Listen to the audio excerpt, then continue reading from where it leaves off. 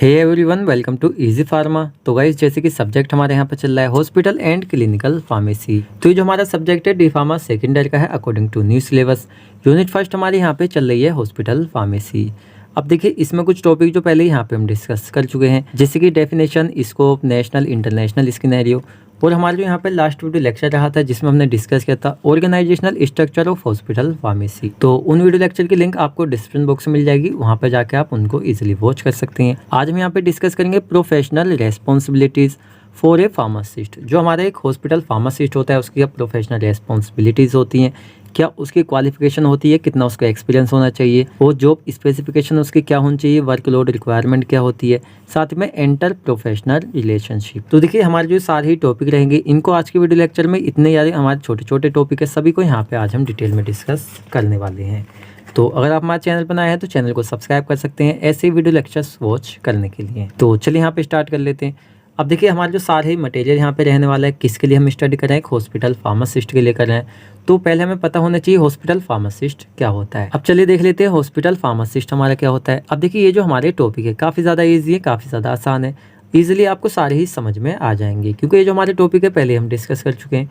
जैसे कि हम आपका सब्जेक्ट कवर कर रहे थे कम्युनिटी फार्मेसी, तो देखिए उसमें काफ़ी बार हमने आपको बताया फार्मासिस्ट क्या होते हैं, हॉस्पिटल में फार्मासिस्ट का क्या रोल होता है, वही सारा यहाँ पे हम डिस्कस करेंगे।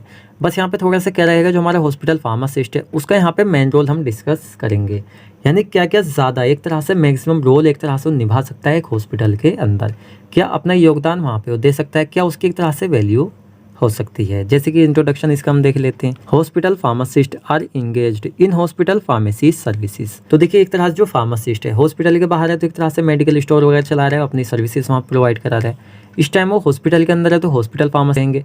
तो हॉस्पिटल के अंदर एक तरह से क्या करता है, जो हमारी फार्मेसी सर्विसेज होती हैं, भाई फार्मासिस्ट है फार्मेसी रिलेटेड सर्विस देखेगा। जो सर्विसेज होती है एक तरह से उसमें इंगेज होता है, यानी उसमें लगा हुआ होता है, अपना योगदान देता है इन पब्लिक सेक्टर। अभी सर्विसेज पे किसको दी जाएंगी, पब्लिक को दी जाएंगी। पब्लिक नहीं होगी तो एक तरह से फार्मेसी कैसे चलेगी, तो पब्लिक सेक्टर में अपनी सर्विस एक तरह से प्रोवाइड कराता है। नेक्स्ट हम देख लेते हैं, they are skilled in practice of medicine. अब देखिए, जो एक फार्मासिस्ट होता है एक तरह से उसके पास स्किल होता है, वो फार्मासिस्ट एक तरह से ड्रग एक्सपर्ट है, तो उसके पास क्या होता है, एक्सपीरियंस होता है, प्रैक्टिस होती है एक तरह से मेडिकेशन को डिस्पेंस करने की, जितने भी हमारे प्रिस्क्रिप्शन आते हैं उनको देख कर मेडिसिन डिस्पेंस करने की, साथ ही में उनको परचेस करने की। कुछ हमारे क्या होते हैं भाई, जैसे चीफ हमारे फार्मासिस्ट वगैरह होते हैं, एमफॉर्म वाले पोस्ट ग्रेजुएट, वो क्या करते हैं हॉस्पिटल के अंदर कुछ ड्रग की मैन्युफैक्चरिंग भी करते हैं and perform quality test of all medicine used in hospital. अब जितनी भी एक तरह से मेडिसिन कहाँ पे यूज़ हो रही है, हॉस्पिटल के अंदर हो रही है, तो उनको क्वालिटी एश्योरेंस टेस्ट करने का काम भी क्या होता है, फार्मासिस्ट वगैरह करते हैं। देखिए, पीछे हमने टॉपिक डिस्कस किया था organizational structure of hospital pharmacy, तो उसमें हमने आपको एक चार्ट बताया था। क्या होता है, हमारे जो मैन्युफैक्चरिंग के वर्क होते हैं हमारे जैसे एमफॉर्म वाले होते हैं वो लोग करते हैं, जितने क्वालिटी टेस्ट वगैरह होंगे वो भी वही लोग करते हैं। अब जैसे डिस्पेंस वगैरह हो गया तो ये काम कौन करता है, जो हमारे डिफॉर्म बीफॉर्म वाले होते हैं, नॉर्मली ये उनका वर्क होता है। नेक्स्ट यहाँ पर चलिए हमारा मेन टॉपिक आ जाता है प्रोफेशनल रेस्पॉन्सिबिलिटीज़, या सीधा सीधा कहे तो हम रोल। अब देखिए, ये हमारे कुछ ऐसे टॉपिक रहेंगे जिसमें आपको ओनली थोड़ा सा कॉमन सेंस लगाना है, लेकिन अच्छे से समझना है। जब आपको इसके नोट्स मिलेंगे, यकीन मानिए आप एक बार में पढ़ के सारा लिखाएंगे, बस आपको अच्छे से इनको समझना है। इनमें रट्टाफिकेशन मारने वाला कुछ है ही नहीं, सारा आपके समझने वाली बात है। तो देखिए, ये हमारे जो पॉइंट रहेंगे, जैसे कि सीधा हम कहें तो जो हमारा एक हॉस्पिटल फार्मासिस्ट है उसके क्या एक तरह से रोल होते हैं, रेस्पॉन्सिबिलिटीज़ होती है, वहाँ पर वो काम कर रहा है, तो क्या क्या एक तरह से रेस्पॉन्सिबिलिटीज़ हैं जो उसके ऊपर है वो वहाँ पे वो करेगा, वो हम इसके अंदर देखेंगे। पहले आप क्या करें, इस तरह से लिख दें, आपका एग्जाम में आता है थोड़ा सा कंटेंट बढ़ जाता है, देन आप इसको 1 बाय 1 करके एक्सप्लेन कर दें। आप इस तरह से सारे लिखेंगे, उसके बाद क्या करेंगे, आप 3 से 4 भी एक्सप्लेन कर देंगे, आपका चल जाएगा, एग्जामिनर को दिख जाएगा इस तरह से सारे आपने लिखे हुए हैं। नेक्स्ट हम देख लेते हैं क्वालिफिकेशन एंड एक्सपीरियंस। उस फार्मासिस्ट की क्वालिफिकेशन एक्सपीरियंस होना चाहिए, जॉब स्पेसिफिकेशन क्या होनी चाहिए एक हॉस्पिटल फार्मासिस्ट के लिए, वर्कलोड क्या होनी चाहिए, रिक्वायरमेंट, एंटर प्रोफेशन या रिलेशनशिप फॉर हॉस्पिटल फार्मासिस्ट। चलिए सभी को पॉइंट टू पॉइंट यहाँ पे हम डिस्कस कर लेते हैं। फर्स्ट हम देख लेते हैं professional responsibilities of A hospital pharmacist, यानी क्या जिम्मेदारी होती है एक हॉस्पिटल फार्मासिस्ट की जब वो हॉस्पिटल में एक तरह से वर्क करता है। The responsibilities of A hospital pharmacist very with the department. अब देखिए, जो एक तरह से फार्मासिस्ट है, अब आप अपने एग्जाम्पल लीजिए, मान लीजिए आप कहीं पे जॉब करते हैं, तो किस डिपार्टमेंट में आप जॉब करते हैं, कितना वहाँ पे वर्क है, उसी के हिसाब से आप वहाँ वर्क करेंगे ना। तो हॉस्पिटल जो फार्मासिस्ट है डिपेंड करता है डिपार्टमेंट पे, उस डिपार्टमेंट में कितना वर्क है या किस डिपार्टमेंट में उसको लगाया हुआ है, उसी के हिसाब से एक तरह से वहाँ पे वो रेस्पॉन्सिबिलिटी रोल अपना निभाता है। जैसे कि यहाँ पे कुछ तो हम देखेंगे थोड़ा सा यहाँ पे 1-2 पॉइंट डिटेल में, बाकी हम पॉइंट टू पॉइंट देखेंगे। जैसे हमारी हॉस्पिटल एंड थेराप्यूटिक कमेटी। अब देखिए हॉस्पिटल एंड थेराप्यूटिक कमेटी, तो जो हमारी यहाँ पे हॉस्पिटल तो आप समझते हैं हमारा जो हॉस्पिटल होता है, एंड हमारी जो थेराप्यूटिक कमेटी होती है, तो हमारे जो उसमें क्या करेंगे, पूरे को हम डिटेल में डिस्कस करेंगे हमारी थेराप्यूटिक कमेटीज़ क्या होती हैं। तो यहाँ पे हम इसके डिटेल में नहीं जाएंगे, बस आप इतना समझ लीजिए चिकित्सा हिंदी में हम इसको कहते हैं, यानी थेराप्यूटिक समिति हमारी होती है, कमेटी होती है जो एक तरह से डिसीजन लेती है भाई कैसे, मतलब जो पेशेंट वगैरह होती है, नई नई बीमारियाँ वगैरह आती है, कैसे कौन सी दवाइयाँ लाई जाएँ, कैसे उनको ट्रीट वगैरह किया जाए, कुछ इस तरह की हमारी ये कमेटी होती है। तो देख लेते हैं इसमें फार्मासिस्ट का क्या रोल हो रहा है। Pharmacist is an important member of hospital and therapeutic committee. अब देखिए फार्मासिस्ट जो होता है एक इम्पोर्टेंट मेंबर होता है यहाँ पे इस कमेटी का। नेक्स्ट यहाँ पे हम देख लेते हैं, a pharmacist usually comes second in command after a physician in the committee.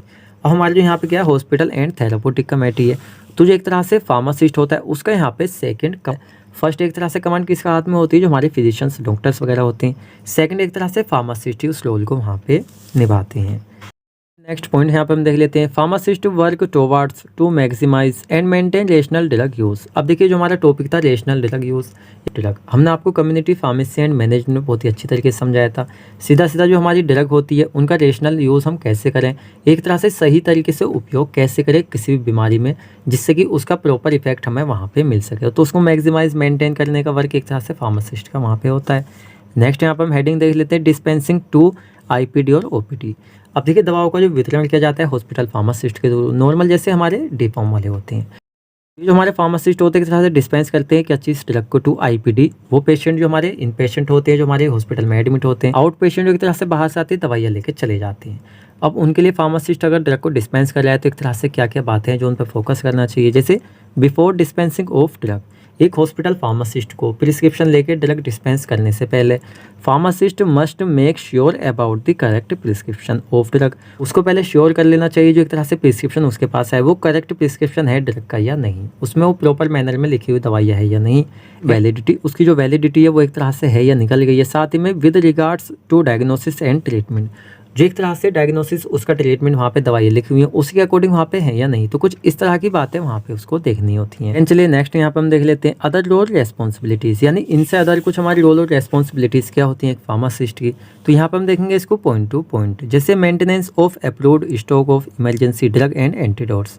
क्या होते हैं जो एक तरह से हॉस्पिटल फार्मासिस्ट हैं वो क्या करते हैं, जो हमारी अप्रूव्ड स्टॉक होते हैं कौन से जो इमरजेंसी ड्रग होती हैं उनके, साथ ही में कुछ हमारे एंटीडोट्स होते हैं, जैसे कुछ लोग पॉइजनिंग वगैरह के केस आते हैं उनमें एंटीडोट हम देते हैं उसका। तो इस तरह की दवाओं का मेंटेनेंस कौन करता है, जो हॉस्पिटल फार्मासिस्ट होते हैं। अब देखिए यहाँ पे एक चीज़ आप क्लियर कर ले, जो एक हॉस्पिटल फार्मासिस्ट है वो ये सारे वर्क नहीं कर रहा है, एक तरह से लेवल के हिसाब से कर रहे हैं। जैसे मैन्युफैक्चरिंग क्वालिटी टेस्ट कौन करता है, जो M.Pharm वाले बंदे होते हैं, साथ ही में जो एक तरह डिस्पेंस वगैरह करते हैं B.Pharm या नॉर्मली D.Pharm वाले करते हैं। तो इस तरह से काम एक तरह से वर्क डिवाइडेड होते हैं। डिस्पेंसिंग ऑफ नारकोटिक ड्रग ये हमारे डिस्पेंसिंग वाले फार्मासिस्ट करते हैं। स्पेसिफिकेशंस फॉर वेरियस फ्लूइड ये वर्क होता है, साथ ही में पेशेंट एडुकेशन, पेशेंट से बातचीत करना, एडुकेशन प्रोवाइड कराना, ये हमारे कुछ वर्क होते हैं। साथ में ट्रेनिंग ऑफ फार्मासिस्ट, आपका डी-फार्म कंप्लीट हो जाएगा, आप एक हॉस्पिटल जाएंगे, वहाँ पे हॉस्पिटल फार्मासिस्ट क्या कराएगा, आपको ट्रेनिंग वहाँ प्रोवाइड कराएगा। साथ में इंस्पेक्शन एंड क्वालिटी कंट्रोल, जितनी हमारी दवाइयाँ वगैरह हैं वहाँ पे इंस्पेक्शन करना, क्वालिटी कंट्रोल टेस्ट करना, ये सब किसके अंडर में होता है, हॉस्पिटल फार्मासिस्ट के।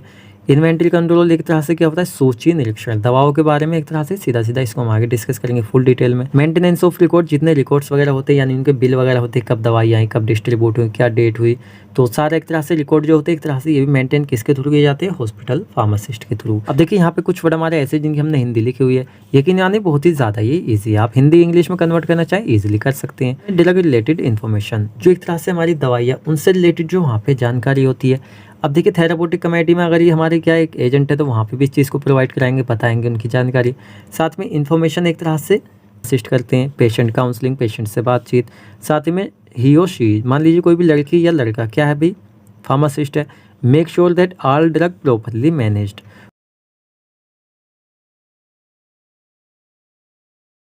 उसको एक तरह से श्योर होना चाहिए कौन सी ड्रग कहाँ पे रखी है डिस्पेंस करते टाइम, इस तरह से कुछ वर्क होना चाहिए।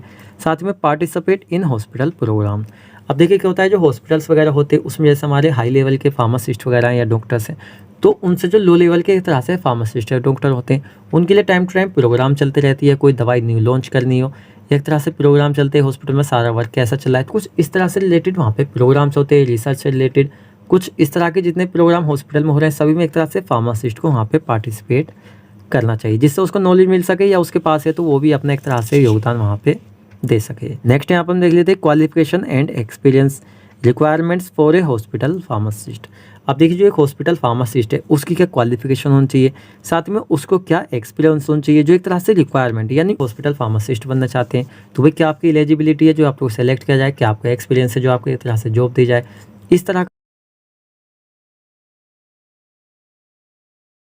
का थोड़ा सा आप जनरल लाइफ में उतार के समझेंगे तो आपको सारे टॉपिक इजी समझ में आ जाएंगे। जैसे चीफ फार्मासिस्ट, तो चीफ फार्मासिस्ट डायरेक्टर हमने आपको organizational structure of hospital pharmacy उसमें आपको बताया था। चीफ फार्मासिस्ट या डायरेक्टर, जो हमारे एक तरह से चीफ फार्मासिस्ट है वो कौन होते हैं, एक तरह से चीफ होते हैं, हेड होते हैं, डायरेक्टर होते हैं किसके, पूरी ही फार्मेसी के। तो उनकी मिनिमम क्या होनी चाहिए, पोस्ट ग्रेजुएट यानी एमफॉर्म वाले वो होने चाहिए। उन्होंने फार्मेसी में एमफॉर्म पोस्ट ग्रेजुएट मिनिमम एक तरह से कर रखी हो। साथ ही में डिस्पेंसिंग जो फार्मासिस्ट और केमिस्ट होते हैं, यानी फार्मासिस्ट या केमिस्ट हम कह सकते हैं जो होते हैं यहाँ पे डिस्पेंसिंग एरिया में, वो एक तरह से मिनिमम क्वालिफिकेशन उनकी डी.फार्म बी.फार्म वहाँ पे होनी चाहिए, और साथ ही में उनको एक्सपीरियंस भी होना चाहिए किस चीज़ का, दवाइयाँ डिस्पेंस करने वगैरह। नेक्स्ट हम देख लेते हैं मैन्युफैक्चरिंग फार्मासिस्ट या केमिस्ट। अब देखिए जो मैन्युफैक्चरिंग करते हैं तो नॉर्मली हम जानते हैं बी.फार्म वाले बंदे क्या होते हैं वो मैन्युफैक्चरिंग करते हैं, और एम.फार्म वाले होते हैं वो भी यहाँ पे मैन्युफैक्चरिंग करते हैं। तो मिनिमम तो यहाँ पे ग्रेजुएट होना चाहिए, बी.फार्म वाले तो मिनिमम होना चाहिए D, with minimum experience 18 month, 18 महीने का उनको एक तरह से एक्सपीरियंस होना चाहिए दवाओं की मैन्युफैक्चरिंग और साथ ही में फॉर्मुलेशन करने में, यानी अदर जगह उनको एक्सपीरियंस हो इस चीज़ का। साथ ही में ऑल फार्मासिस्ट लीगली क्वालिफाइड। अब देखिए डी.फार्म हो, बी.फार्म हो, एम.फार्म हो, सारे एक तरह से रजिस्टर्ड यानी क्वालिफाइड होनी चाहिए पीसीआई के थ्रू जो उनकी संस्था है। साथ में मैन्युफैक्चरिंग एबिलिटी, उनके पास एबिलिटी एक्सपीरियंस होना चाहिए किसी भी दवाई को वहाँ पे मैन्युफैक्चरिंग करने का। भाई अगर नहीं है तो एक तरह से वो कैसे उसको मैन्युफैक्चरिंग कर पाएंगे। साथ में परफेक्ट नॉलेज, जो उनका एक तरह से प्रोफेशन है उससे रिलेटेड पूरी ही नॉलेज उनको वहाँ पे होनी चाहिए, जिससे कि किसी भी काम को करने में उन्हें वहाँ पे दिक्कत ना आए। हम देख लेते हैं रिसर्च एबिलिटी, जो एक तरह से फार्मासिस्ट रिसर्च वाले एक तरह से डिपार्टमेंट में अपना वर्क कर रहे हैं उनको रिसर्च करने की एबिलिटी उनके पास पूरी होनी चाहिए। साथ में टीचिंग एबिलिटी, अब जैसे कि प्रोग्राम वगैरह चलते हैं, भाई क्या होता है हॉस्पिटल प्रोग्राम चल रहे हैं तो उसमें क्या होता है फार्मासिस्ट अपना योगदान देते हैं, तो कैसे वो टीच करते हैं पेशेंट को या अदर अपने से लो लेवल के एक तरह जो ट्रेनिंग वगैरह को, तो इस तरह की एबिलिटी भी उनके पास होनी चाहिए। देन चलिए नेक्स्ट यहाँ पे हम देख लेते हैं third, job specification for a hospital pharmacist. अब देखिए यहाँ पे अपने शॉर्ट में लिखा हुआ है हॉस्पिटल फार्मासिस्ट, आपको कहीं भी शॉर्ट में नहीं लिखना है, आपको हर जगह फुल फॉर्म में लिखना है। तो जॉब स्पेसिफिकेशन होंगे यानी विनिर्देश। विनिर्देश क्या होते हैं चलिए यहाँ पे हम डिटेल में देख लेते हैं। जैसे कि मान लीजिए कोई बंदा एक तरह से भाई फार्मासिस्ट बनना चाहता है, हॉस्पिटल फार्मासिस्ट आप अगर बनना चाहते हैं तो एक तरह से वहाँ आपका इंटरव्यू हो रहा है, आपसे पेपर लिया जा रहा है, तो क्या क्वालिफिकेशन क्या एक तरह से आप में वो देखेंगे, क्या एक तरह से वो एनालिसिस करेंगे जिससे कि आपको जॉब दे, कुछ इस तरह का मटेरियल हमारा इसमें रहेगा, यानी विनिर्देश। जैसे कि ए जॉब स्पेसिफिकेशन, जो एक जॉब स्पेसिफिकेशन होती है इससे रिटन स्टेटमेंट, एक रिटन स्टेटमेंट होता है ऑफ एजुकेशनल क्वालिफिकेशन। मान लीजिए क्या है एक रिटन स्टेटमेंट है जिस पर आपकी क्या एजुकेशनल क्वालिफिकेशन है, स्पेसिफिक क्वालिटीज़, क्या आपको आपकी क्वालिफिकेशन से अदर क्या स्पेसिफिक क्वालिटीज़ है आपके पास, लेवल ऑफ एक्सपीरियंस, किस लेवल का आपके पास एक्सपीरियंस है, फिजिकल आपकी हेल्थ क्या है, इमोशनल हेल्थ क्या है, टेक्निकल क्या है, यानी फिजिकली आपका बिहेव वगैरह कैसा है, फिजिकली हम देखते हैं, इमोशनल आपका क्या है, इमोशनली बिहेवियर है, साथ में टेक्निकल आपको टेक्निक एक तरह से क्या भाई टेक्निकल तरीके से आप कैसे वर्क कर सकते हैं, कम्युनिकेशन स्किल बातचीत करने का तरीका आपका कैसा है, required to perform a job, ये सारी चीज़ें एक तरह से रिक्वायरमेंट है क्या करने के लिए, परफॉर्म करने के लिए जॉब को।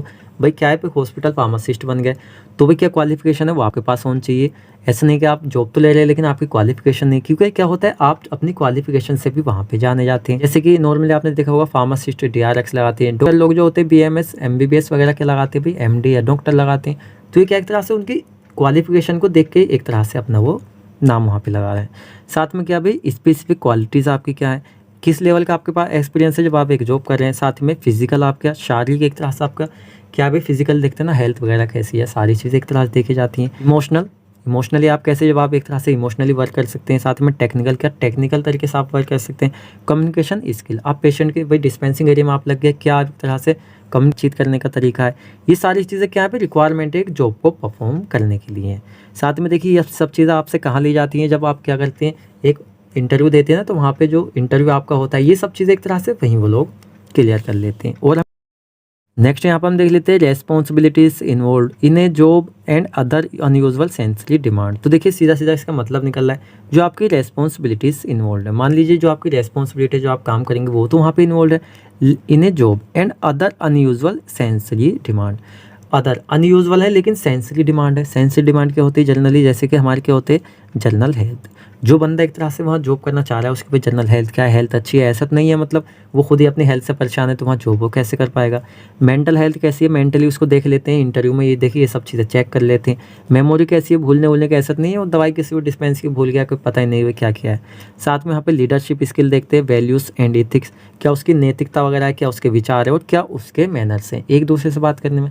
तो देखिए सारी चीज़ें एक तरह से जो यूजुअल है और अनयूजुअल है सारी एक तरह से वहाँ पे होनी चाहिए। साथ ही में दे आर रेस्पॉन्सिबल फॉर, जो एक तरह से हॉस्पिटल फार्मासिस्ट यहाँ पे वर्क कर रहा है भाई, तो वहाँ पे वो जॉब कर रहा है, जैसे कि हम कह सकते हैं उसको ड्रग डिस्पेंसिंग करना आना चाहिए, वो उसका वर्क करेगा। क्रिएटिंग मेडिकेशन बजट, तो क्या होता है जो मेडिकेशन वगैरह लाई जाती है उनका बजट तैयार करने का वर्क किसका होता है, हॉस्पिटल फार्मासिस्ट का होता है। साथ ही में स्टोरिंग मेडिकेशन, उन दवाओं का रखा जाएगा हॉस्पिटल के अंदर। Planning of drug quantities for a hospital, यानी क्या सीधा सीधा हम कह सकते हैं प्लानिंग ऑफ ड्रग क्वांटिटीज़, कितनी क्वांटिटी में एक तरह से हॉस्पिटल के अंदर ड्रग है, फार्मेसी के अंदर कितनी एक तरह से मोटर लेना है, मंगानी है, कुछ इस तरह का यहाँ पे हम कह सकते हैं। ड्रग मैन्युफैक्चरिंग, एक तरह से भी मैन्युफैक्चरिंग में वर्क करेगा तो उसको ड्रग की मैन्युफैक्चरिंग भी वहाँ पे आनी चाहिए। अब देखिए जितने हमारे पॉइंट है सारे लोट पेयर के कुछ पॉइंट हमारे वही आते रहेंगे, आप सोचेंगे सारे वही पॉइंट आ रहे हैं। जैसे कि यहाँ पे hospital pharmacist perform the following task, अब एक हॉस्पिटल फार्मासिस्ट मान लीजिए जॉब कर रहा है तो कुछ टास्क उसको दिए जाते हैं तो वो भी उसको एक तरह से वहाँ पे फॉलो करने होते हैं। जैसे providing sufficient data on drug consumption, जितनी दवा एक तरह से उनकी खपत हुई है, यूज़ की गई है, उनसे रिलेटेड डाटा भी एक तरह से वो प्रोवाइड कराएगा। मान लीजिए कि अभी डिस्पेंसिंग वाला फार्मासिस्ट है वो किसको प्रोवाइड करा रहा है, जो हमारा हेड फार्मासिस्ट है, चीफ फार्मासिस्ट है उसको। तो सीधा सीधा हम कह सकते हैं एक तरह से चैन की तरह होती है, जो लो लेवल के फार्मासिस्ट होते हैं वो हाई लेवल, उससे हाई लेवल हमारी कमेटी को जानकारी देते हैं, कुछ इस तरह से हमारी पूरी ये चैन होती है। तो यहाँ पे offering services for drug information, एक तरह से प्रस्ताव देना चाहिए जो हमारी ड्रग की सर्विसेज है उसकी इन्फॉर्मेशन से रिलेटेड। साथ में managing research activities related to pharmacy, research से रिलेटेड जो एक्टिविटीज़ है उनको मैनेज करना चाहिए एक तरह से जो हमारी फार्मेसी से रिलेटेड है। साथ ही में काउंसलिंग पेशेंट से बातचीत करना चाहिए, उसको दवाइयों का इफेक्ट मिल रहा है, कुछ मतलब जो एसेंशियल है वो बातचीत वहाँ पे वो कर सकता है। साथ में सीधा सीधा जो effective doses, routes of administration, their drug treatment, किस रूट से एक तरह से पेशेंट दवाई ले रहा है या उसको लेनी है, क्या ट्रीटमेंट चल रहा है, तो पूरी जानकारी एक तरह से हम यहाँ पे कह सकते हैं। और यहाँ पे हम देख लेते हैं workload requirement for a hospital pharmacist. अब मान लीजिए भी एक हॉस्पिटल फार्मासिस्ट है, कोई बंदे की किसी बंदे की मतलब मान लीजिए जॉब लगी है हॉस्पिटल में, अब क्या एक तरह से वर्कलोड रहेगा उसके ऊपर। अभी देखिए डिपेंड करता है हॉस्पिटल के ऊपर, मान लीजिए जो हॉस्पिटल है उसमें कितने डिपार्टमेंट है, क्या एक तरह से सर्विसेज वहाँ प्रोवाइड की जाती हैं, कितना वहाँ पे वर्क है, कम है, ज़्यादा है, तो उस हिसाब से एक तरह से वेरी करता है किस पे, वर्कलोड पे एक फार्मासिस्ट के ऊपर जो हॉस्पिटल फार्मासिस्ट है। जैसे कि इसमें फर्स्ट पॉइंट हम देख लेते हैं, number of pharmacist trend varies depending on the services and size of the institution और हॉस्पिटल। कोई भी हमारे क्या है एक हॉस्पिटल है या इसको हम इंस्टीट्यूशन कह देते हैं क्योंकि काफ़ी सारे वर्क इंस्टीट्यूशन के इसमें किए जाते हैं, तो ये एक तरह से उसका क्या साइज़ है, क्या उसमें एक तरह से सर्विसेज है, उनके ऊपर भी एक तरह से वेरी करता है। नेक्स्ट हम देख लेते हैं, number of pharmacist needed for a hospital is determined using A workload standard. मान लीजिए हमने क्या कर लिया भाई, पहले वर्कलोड हमने पता कर लिया क्या स्टैंडर्ड है वर्कलोड का हमारे हॉस्पिटल के अंदर, तो उसी तरीके से हम क्या कर सकते हैं यहाँ पे सेट कर सकते हैं हॉस्पिटल फार्मासिस्टों की संख्या को। जैसे कि देख लेते हैं इसमें such as the number of received and dispense prescription, कितने एक तरह से प्रिस्क्रिप्शन आए डिस्पेंस करने के लिए और कितने एक तरह से डिस्पेंस किए गए, इस चीज़ का पता करके एक तरह से वर्कलोड को यहाँ पे हम पता लगा सकते हैं। जैसे कि इसमें थोड़ा पॉइंट बचा हुआ है, the quantity of available hospital beds, जैसे कि हॉस्पिटल में कितने बेड हैं, पहले तो हमने देखा क्या है भाई कितने प्रिस्क्रिप्शन आए, कितने हमने रिसीव किए, कितने हमने डिस्पेंस किए, साथ ही में कितने एक तरह से हॉस्पिटल के अंदर जो बेड्स वगैरह होते हैं अवेलेबल होते हैं। आपने देखा है जो इन पेशेंट होते हैं उनके लिए एक तरह से बेड अवेलेबल कराने होते हैं कि वो पेशेंट है वहाँ पे पेशेंट क्या होता है लेटता है, उसको ड्रिप वगैरह लगती है, सारे काम एक तरह से किए जाते हैं। नेक्स्ट हम देख लेते हैं, the number of pharmacist required according to beds in A hospital is listed in the table. अब देखिए एक तरह से कितने हॉस्पिटल के अंदर बेड हैं और एक तरह से कितने फार्मासिस्ट उसके लिए रिक्वायरमेंट रहेंगे, इसको यहाँ पे इस टेबल के अंदर एक तरह से हम देख लेते हैं। चलिए यहाँ पे बेड स्ट्रेंथ यानी बेड की संख्या, साथ ही में नंबर ऑफ फार्मासिस्ट रिक्वायर यानी कितने बेड होंगे, कितने बेडों की संख्या रहेगी और कितने फार्मासिस्ट वहाँ पे रिक्वायर रहेंगे। मान लीजिए अप टू 50 है यहाँ पे बेड्स, तो उसमें 3 फार्मासिस्ट एक तरह से कवर कर लेंगे। अप टू यहाँ पे 100 बेड्स है तो एक तरह से 5 उसको कवर कर लेंगे। यहाँ पे 200 है तो यहाँ पे 8 रहेंगे। 300 है यहाँ पे तो एक तरह से 10 रहेंगे और साथ में 500 है तो हमारे 15 फार्मासिस्ट इनको कवर कर सकते हैं। इसलिए हम क्या करते हैं, कोई भी हमारा भाई हॉस्पिटल है हाई लेवल का हॉस्पिटल है उसमें कितने बेड्स होते हैं उसके हिसाब से हम क्या कर सकते हैं, यहाँ पे नंबर ऑफ फार्मासिस्ट, कितने फार्मासिस्ट हमें एक तरह से रिक्वायरमेंट है हॉस्पिटल के अंदर, इस तरह से यहाँ पे हम इनका पता लगा सकते हैं। जैसे कि यहाँ पे और हम देख लेते हैं, जैसे प्रोवाइडिंग ड्रग इन्फॉर्मेशन। अब देखिए कुछ ऐसे पॉइंट दोबारा आ गया, जैसे क्या होता है भाई, हॉस्पिटल फार्मासिस्ट है तो क्या करेगा यहाँ पे प्रोवाइड कराएगा ड्रग इन्फॉर्मेशन। साथ में सीधा सीधा हम देख लेते हैं यहाँ पे drug dispensing point available for in patient और आउट पेशेंट। जो एक हॉस्पिटल है उसके अंदर मान लीजिए भाई हाई लेवल का है तो कुछ ज़्यादा हमारे इन पेशेंट पॉइंट है जहाँ पे एक तरह से दवाई डिस्पेंस की जा रही है इन पेशेंट के लिए। कुछ ज़्यादा ही फ्लोर है, हर फ्लोर पे एक तरह से क्या है इन पेशेंट सर्विस दी जा रही है, आउट पेशेंट सर्विस बाहर दी जा रही है हॉस्पिटल के, मतलब एक तरह से पास में ही है, यानी हॉस्पिटल के गेट वगैरह पे दी जाती है। तो इस तरह से जो एक तरह से वर्कलोड है उसको हम यहाँ पे पता लगा सकते हैं। साथ में ड्रग रिसर्च हर्स वर्कलोड पर हर, यानी एक तरह ड्रग की रिसर्च जो की जा रही है कितनी ज़्यादा की जा रही है, ज़्यादा फार्मासिस्ट चाहिए, किस लेवल की चाहिए, ये हमें पता होता है। साथ ही में हर्स वर्कलोड पर वीक, एक हफ्ते में कितने टाइम वर्क किया जा रहा है, इससे भी एक तरह से एक फार्मासिस्ट के वर्क का हम पता लगा सकते हैं। मान लीजिए एक फार्मासिस्ट है, क्या कर रहा है भाई, सुबह की ड्यूटी कर रहा है, सुबह से शाम तक ड्यूटी कर रहा है और रात में भी हाफ लगा रहा है, यानी हाफ ड्यूटी कर रहा है, तो डेढ़ एक तरह से ड्यूटी कर रहा है कह सकते हैं हम। तो उस चीज़ से हम पता लगा सकते हैं जो एक फार्मासिस्ट है क्या वर्कलोड उसके ऊपर है, यानी कितना वर्क एक तरह से उसके ऊपर है as a hospital pharmacist. Next हम देख लेते हैं लास्ट फिफ्थ यहाँ पे inter professional relationship of hospital pharmacist. जो एक हॉस्पिटल फार्मासिस्ट है उसका एक तरह से एंटर रिलेशनशिप होना चाहिए। सीधा सीधा चलिए इसको जनरली हम समझते हैं। मान लीजिए क्या है भाई, हॉस्पिटल में काफ़ी बंदे वर्क करते हैं, एक फार्मासिस्ट है, कुछ नर्सेस हैं, कुछ डॉक्टर्स हैं। अब देखिए तीनों क्या होते हैं, आपस में एक तरह से चैन की तरह होते हैं। जैसे कि सपोज कीजिए क्या कर रहा है भाई, जो डॉक्टर है वो क्या कर रहा है, एक तरह से दवाई लिख रहा है, दवाई का प्रिस्क्रिप्शन आ रहा है किसके पास, फार्मासिस्ट के पास, डॉक्टर ने लिखा है। फार्मासिस्ट क्या कर रहा है, उन दवाइयों को प्रिपेयर कर रहा है, डिस्पेंस कर रहा है, उन डिस्पेंस को एक तरह से किसको दे रहा है, वो नर्स वगैरह को दे रहा है, वो सीधा उसको पेशेंट को दे रही। तो एक तरह से चेन की तरह चलती है। तो वहाँ पे उनके आपस में रिलेशनशिप बहुत ही अच्छे होने चाहिए, खास करके उन दवाइयों के लिए एक तरह से जो क्या होती है हमारी हाई रिस्क वाली दवाइयाँ होती हैं।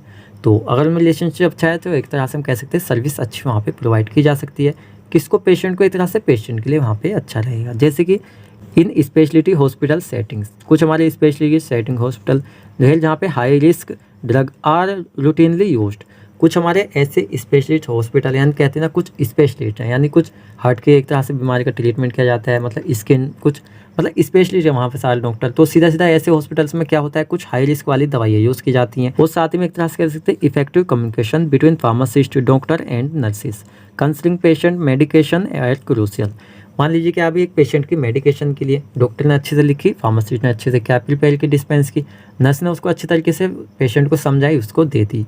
तो एक तरह से उनके बीच में कम्युनिकेशन स्किल जो है बहुत ही अच्छा यहाँ पे होना चाहिए तीनों के बीच में, फार्मासिस्ट, डॉक्टर और साथ ही में नर्सेस। देन यहाँ पे नेक्स्ट पॉइंट हम देख लेते हैं, इट इज़ क्रूशियल। देखिए क्या होता है, महत्वपूर्ण यानी इंपॉर्टेंट होता है for members of various professionals. जो हमारे वेरियस क्या है भाई, लोग हैं, यानी जॉब कर रहे हैं वेरियस तरह के अदर प्रोफेशन, सबका प्रोफेशन थोड़ा अलग हो सकता है, तो उनमें अच्छा एक तरह से कह सकते हैं यहाँ पे कम्युनिकेशन होना चाहिए, यानी अच्छा एक तरह से रिलेशनशिप होना चाहिए टू मेंटेन पॉजिटिव वर्किंग। जो एक तरह से मेंटेन कर सके पॉजिटिव वर्किंग, अच्छी तरीके से एक तरह से वर्क वहाँ पे कर सके, उस चीज़ को मेंटेन कर सके। Relationship as the pharmacist dispense. देखिए क्या कर रहा है, फार्मासिस्ट एक तरह से क्या कर रहा है, यहाँ पे डिस्पेंस कर रहा है मेडिकेशन को, दैट नर्स गिव, जो नर्स एक तरह से लेती है, एंड डॉक्टर प्रिस्क्राइब, जो एक तरह से डॉक्टर प्रिस्क्राइब करता है। इस तरह से हमारा जो टॉपिक था यहाँ पे कंप्लीट हो जाता है। अब आप एक चीज़ सोच रहे होंगे सर काफ़ी ज़्यादा लेंथी हमारा ये टॉपिक हो गया। अब देखिए यहाँ पे जो हमने जितने भी पॉइंट आपको पढ़ाए, अगर आपको थोड़ा सा लेंथी लगता है, आपसे शॉर्ट में पूछा जा सकता है, तो देन क्या होता है, हमारे जो ये पॉइंट है डायरेक्टली क्या होता है, सारे ना पूछ के आपसे डायरेक्टली खाली पूछ ले। यहाँ पे professional responsibilities of A hospital pharmacist, और मोस्टली ये जो होता है हमारे यहाँ पे आता है क्वालिफिकेशन, एक्सपीरियंस, आपसे सेपरेटली शॉर्ट में भी पूछ सकता है। तो इतना हमने आपको लिखा है जिससे इजीली आप इसको लिख सकें। मान लीजिए लॉन्ग में पूछ रहा है, सारा आपको याद नहीं आ रहा है, तो आप क्या कर सकते हैं, थोड़ा थोड़ा सभी से लिख सकते हैं। प्रोफेशनल रेस्पॉन्सिबिलिटीज़, आप इसके कुछ पॉइंट उठा सकते हैं, सभी के मतलब थोड़े थोड़े पॉइंट लिखें, लेकिन इतना इतना लिखें जिससे कि आपको पूरे मार्क्स वहाँ पे मिल सकें। तो इस तरीके से क्या होता है, लॉन्ग क्वेश्चन को आप थोड़ा सा शॉर्ट में कन्वर्ट कर सकते हैं, एग्जाम में आ रहा है और आपको थोड़ा सा कम याद आ रहा है। तो गाइस आई होप आपको पूरा ही टॉपिक बहुत ही अच्छी तरीके से यहाँ पे समझ आया होगा। कोई भी आपका डाउट रहेगा इस टॉपिक से रिलेटेड तो आप हमसे कमेंट सेक्शन में पूछ सकते हैं। एंड आप हमारे चैनल पर नए हैं तो चैनल को सब्सक्राइब कर सकते हैं ऐसी वीडियो लेक्चर्स वॉच करने के लिए। लेक्चर की लिंक आपको डिस्क्रिप्शन बॉक्स में मिल जाएगी जो अदर हमारे लेक्चर हैं, साथ ही में नोट्स के लिए टेलीग्राम की लिंक भी आपको हमारे डिस्क्रिप्शन बॉक्स में मिल जाएगी। तो मिलते हैं जल्दी ही आपसे नेक्स्ट वीडियो लेक्चर में।